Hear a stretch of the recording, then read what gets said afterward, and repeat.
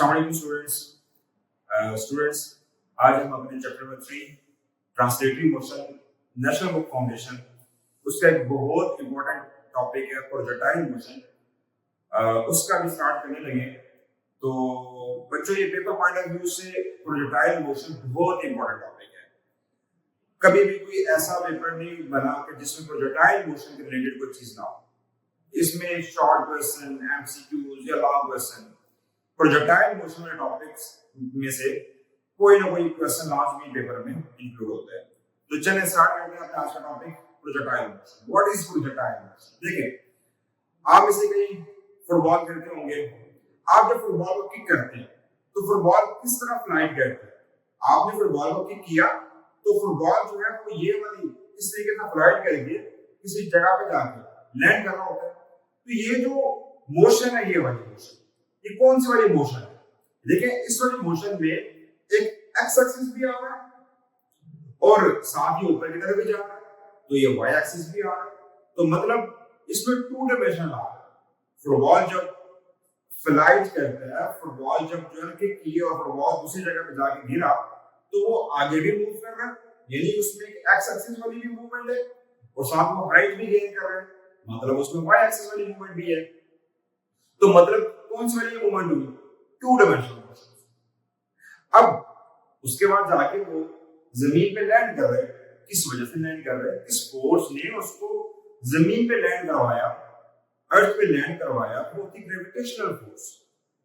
तो यही projectile motion. तो प्रोजेक्टाइल मोशन क्या हुई? The two dimensional motion under the action of gravity is called projectile motion. तो देखें definition, two-dimensional motion of an object thrown in the air under the action of gravity।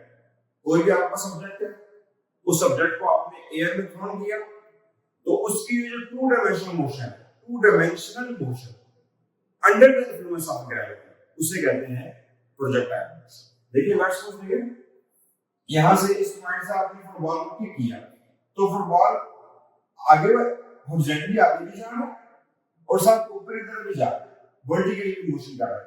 तो एक उसमें x axis वाली movement भी है, एक उसमें वाई एक्सिस वाली मूवमेंट भी है, ये टू डायमेंशनल मोशन है।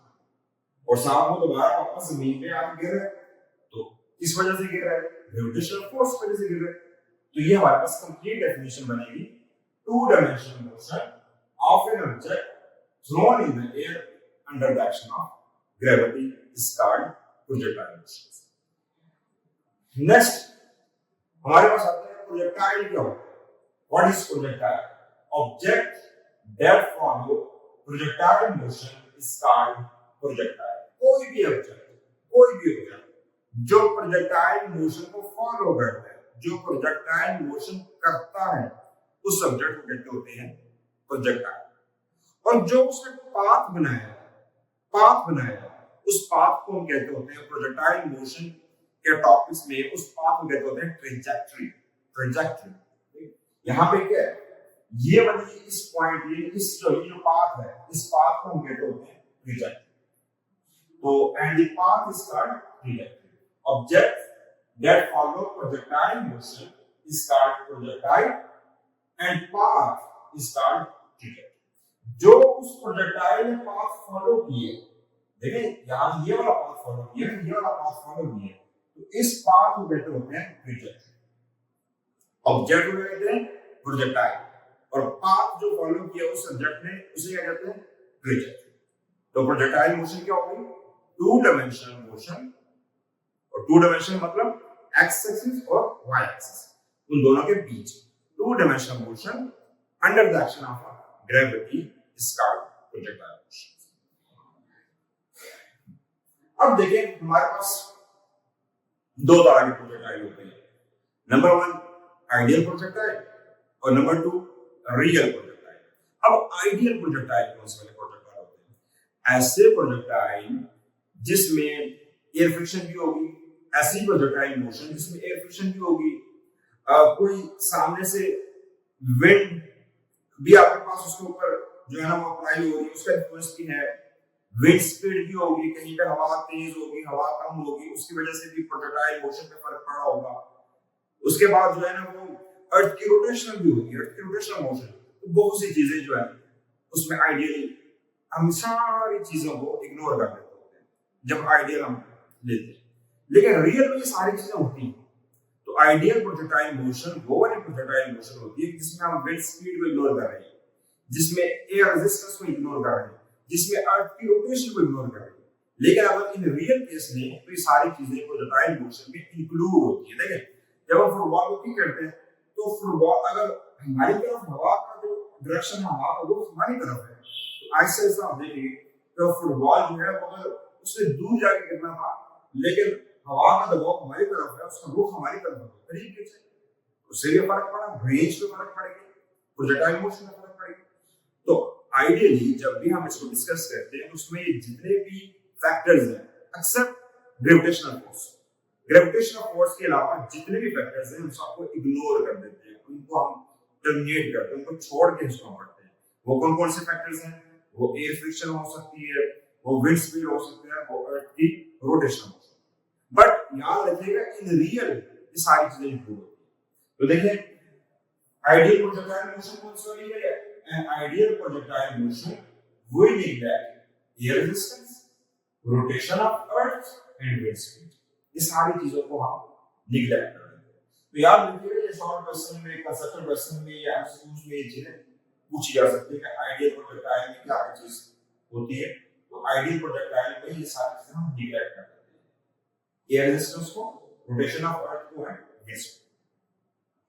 नेक्स्ट देखिए projectile motion for an object launched at some angle with horizontal।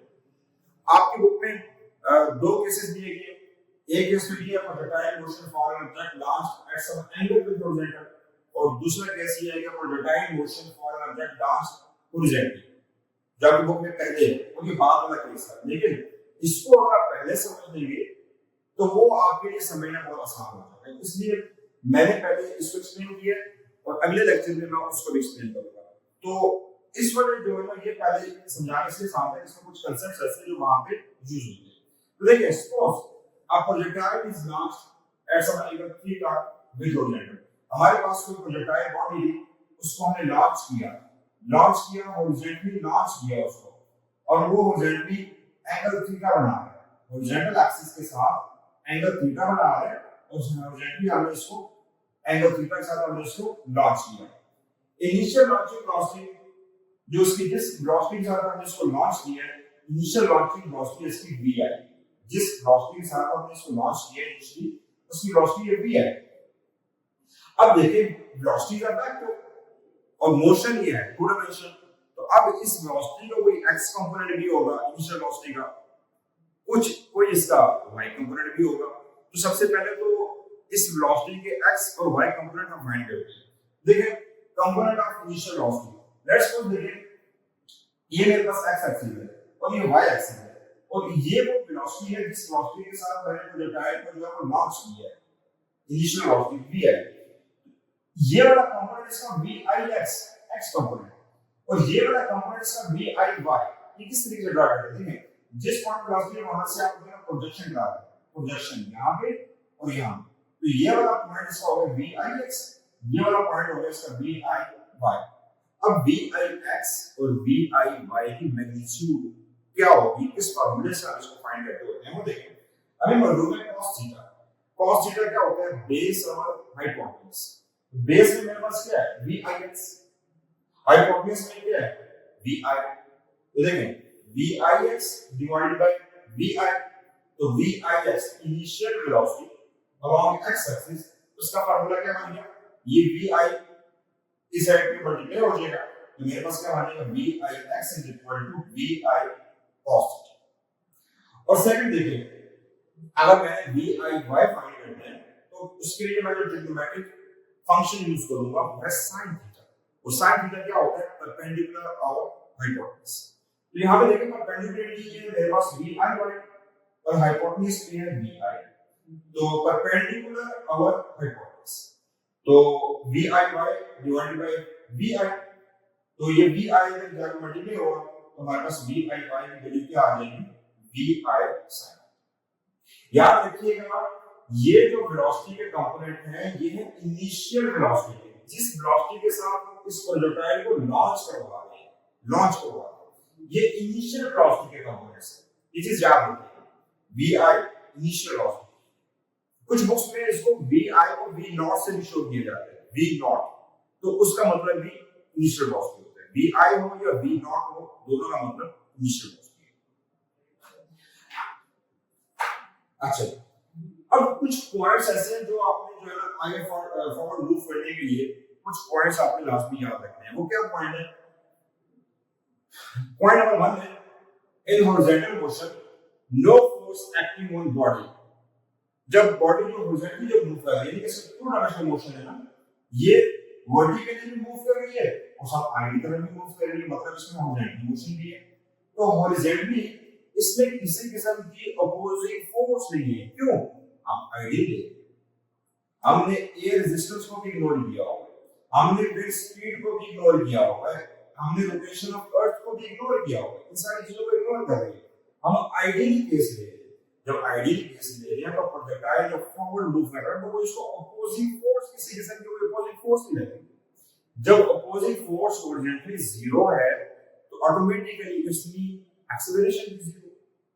जब फोर्स जीरो होती है तो according to Newton second law, when no force acting on a body, acceleration is zero. जब force apply नहीं हो रही तो एक्सेलरेशन जीरो। तो it's mean along x axis acceleration zero. अच्छा, सेकंड पॉइंट जो आपने याद रखना है इसको, वो है in vertical motion gravitational force acting on body, so Ay is equal to G। लेकिन जो वर्टिकल मोशन है, इसकी वर्टिकली मोशन, हमने जो डेफिनेशन में भी इसको बताया था कि प्रोजेक्टाइल मोशन तो होते ही under the influence of gravity है, इसमें ग्रेविटेशनल फोर्स होती है। तो ग्रेविटेशनल फोर्स तो वर्टिकली होती है ना, वर्टिकली होती है। तो जब वर्टिकली ग्रेविटेशनल फोर्स एक्ट होगी तो ऑटोमेटिकली ग्रेविटेशनल एक्सेलरेशन भी होगी। तो वर्टिकल एक्सिस में जो एक्सेलरेशन होती है वो हमारे पास g के बराबर। तो Ay is equal to G, Ax is equal to 0, क्योंकि हॉरिजॉन्टली तो इसके ऊपर ऑपोजिंग फोर्स नहीं है। जब फोर्स नहीं है तो ऑटोमेटिकली एक्सेलरेशन भी नहीं है, लेकिन वर्टिकली उसके ऊपर ग्रेविटेशनल फोर्स लग रही है। तो ग्रेविटेशनल फोर्स में जो ग्रेविटेशनल एक्सेलरेशन g की वैल्यू, तो हमारे पास वर्टिकली जो एक्सेलरेशन है Ay वो g के बराबर। ये पॉइंट आपने याद रखना, ये दो पॉइंट, ये प्रोजेक्टाइल मोशन में जो सबसे इंपॉर्टेंट पॉइंट है ना, ये दो पॉइंट, ये बातों को आपने याद रखना कि Ax 0 है और Ay की वैल्यू जो है वो g के बराबर। ये दो पॉइंट याद रखना। अच्छा, इसमें एक और बात याद रखिएगा, यहां देखिए मैंने यहां लिखा हुआ Ay is equal to -g, Ay is equal to -g। देखिए जब बॉडी, इसको हमें दो हिस्सों में डिवाइड करके इसको एक्सप्लेन करते हैं। देखें इनिशियली जब बॉडी ऊपर की तरफ मूव करेगी, अब ये against the gravitational force move कर रही है, ऊपर की तरफ जा रही है, फोर्स ग्रेविटेशनल फोर्स डाउनवर्ड है, और ये ऊपर की तरफ मूव कर रही है, तो against the gravitational force move कर रही है। तो ये हमारे पास g जो होगा नेगेटिव होगा, क्योंकि against the gravitational force move कर रही है, तो g नेगेटिव।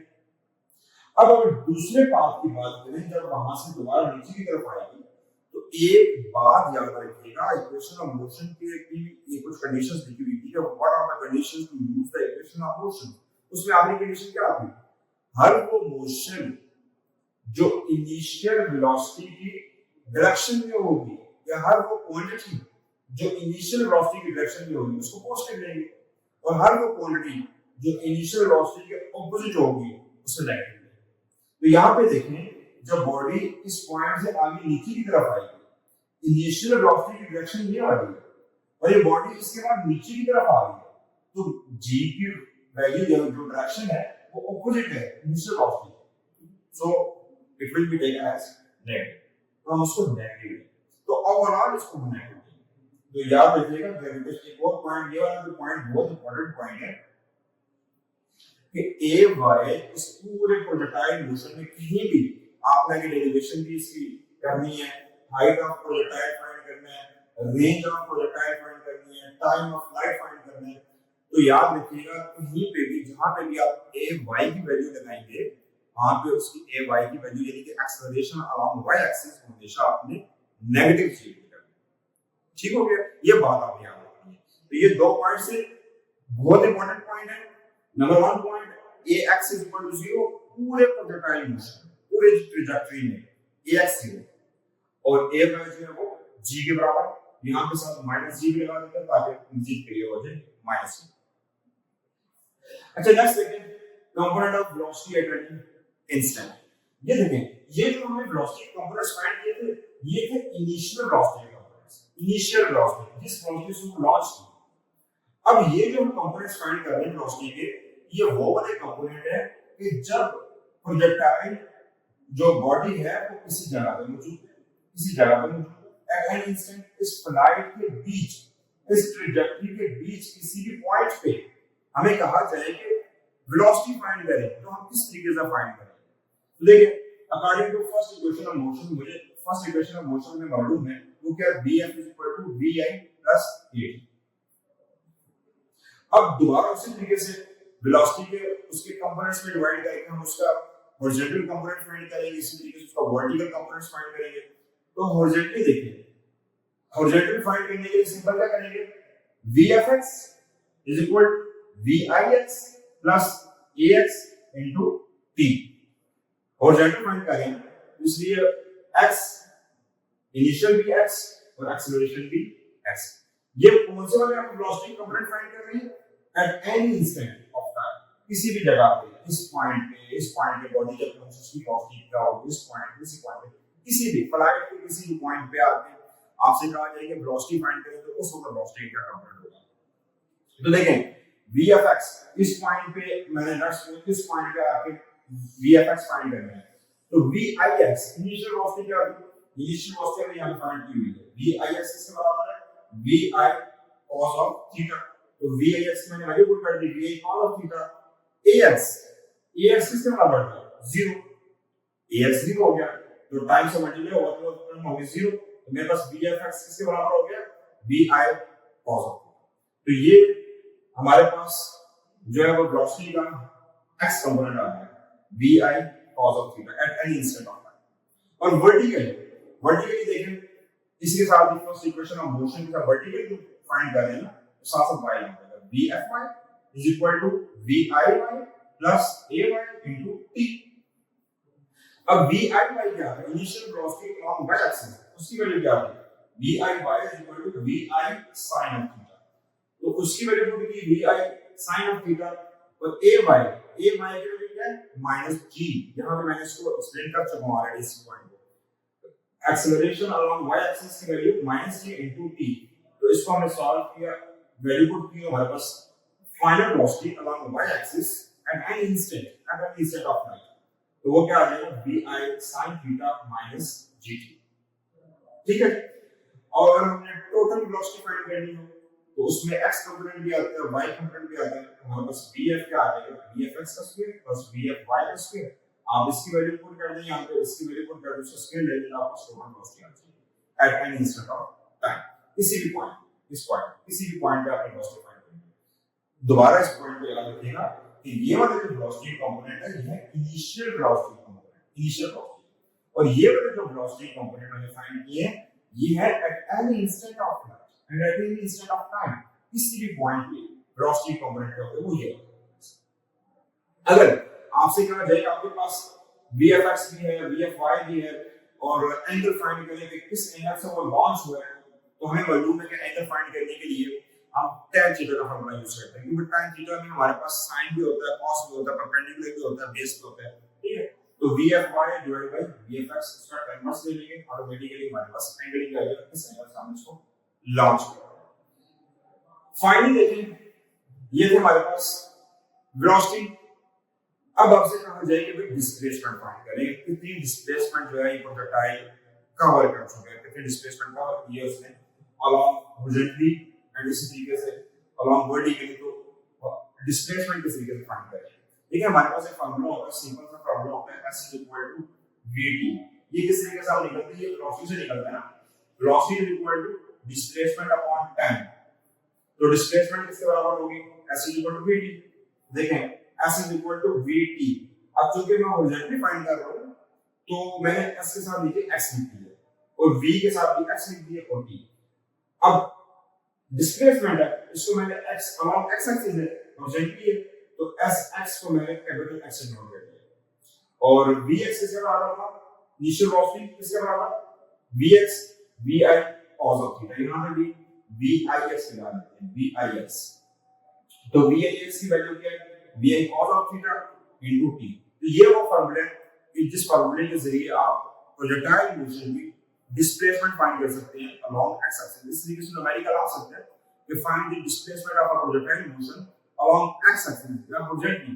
ये इस फार्मूले से आप डिस्प्लेसमेंट फाइंड कर सकते हैं along x axis. x vi cos theta into t। और ये देखिए वर्टिकली डिस्प्लेसमेंट फाइंड करनी हो तो वर्टिकल डिस्प्लेसमेंट फाइंड करने के लिए हम जो सेकंड इक्वेशन ऑफ मोशन है वो यूज करते हैं, s v80 + half at²। तो देखें s v80 + half at²। अब चूंकि ये वर्टिकल है तो वर्टिकल में सब y है, y है, तो sy वर्टिकल मोशन वो y के बराबर हो गया, क्योंकि वर्टिकल मोशन sy को मैंने कैपिटल y से शुरू कर दिया। vi y initial velocity along y axis में किसके बराबर है? वो तो vi sin थीटा। वो वैल्यू पुट किया यहां पे, टाइम से मल्टीप्लाई किया प्लस हाफ ay, और ay किसके बराबर है? -g के बराबर। तो उसकी वैल्यू मैंने -g पुट की और साथ t मल्टीप्लाई हुआ तो मेरे पास क्या बन गया? और डिस्प्लेसमेंट अलोंग वर्टिकल एक्सिस क्या बन गया? y vi sin of theta into t minus 1/2gt। तो ये मेरे पास डिस्प्लेसमेंट आ गया अलोंग हॉरिजॉन्टल अलोंग वर्टिकल। तो याद रखिए तीन चीजें आपने इसमें की हैं। सबसे पहले तो हमने इसमें डेफिनेशन इसकी प्रोजेक्टाइल मोशन की डेफिनेशन समझी, प्रोजेक्टाइल क्या होता है वो हमने समझा, ट्रैजेक्टरी क्या होता है, और हमने एक केस पढ़ा। ये केस कौन सा वाला है? Projectile motion from the dark axis of angle with horizontal. तो इसमें भी फर्दर हमने वेलोसिटी के दो कंपोनेंट्स फाइंड किए, एक वेलोसिटी इनिशियल वेलोसिटी vi जिस वेलोसिटी से लॉन्च हुआ, और दूसरा components of velocity at any instant, किसी के दरमियान में किसी जगह पे वेलोसिटी किस तरीके से फाइंड करेंगे। तो साफ है कि इनिशियल वेलोसिटी तो होगी ना, तो दूसरी वेलोसिटी जो फाइंड करेंगे वो फाइनल वेलोसिटी भी होगी। ये ओवर कंपोनेंट आ गया।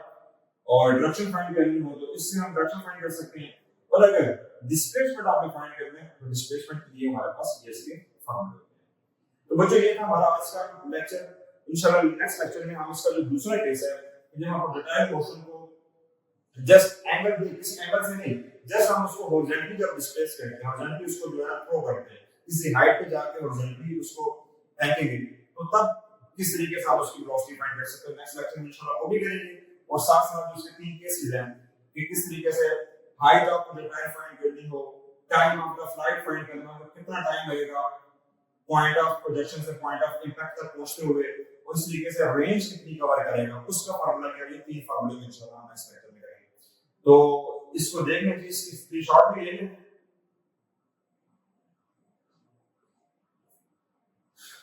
ओके जी, अल्लाह हाफिज, अपना ख्याल रखिए।